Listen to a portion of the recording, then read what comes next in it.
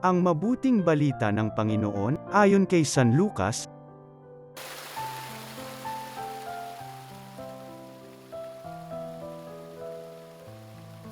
Noong panahong iyon, sinabi ni Jesus ang talinghagang ito sa mga taong ang tingin sa sarili matuwid at humahamak naman sa iba. May dalawang lalaking pumanhik sa templo upang manalangin. Ang isa'y Fariseo at ang isa nama'y publikano. Tumindig ang Fariseo at pabulong na nanalangin ng ganito: O Diyos, nagpapasalamat ako sa iyo pagkat hindi ako katulad ng iba mga magnanakaw, mga mandiraya, mga mangangalunya o kaya'y katulad ng publikanong ito.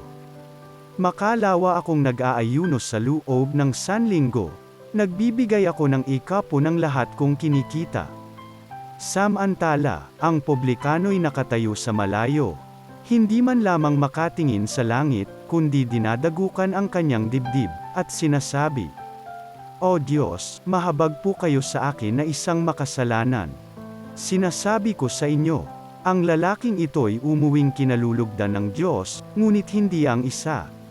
Sapagkat ang sinumang nagpapakataas ay ibababa, at ang nagpapakababa ay itataas.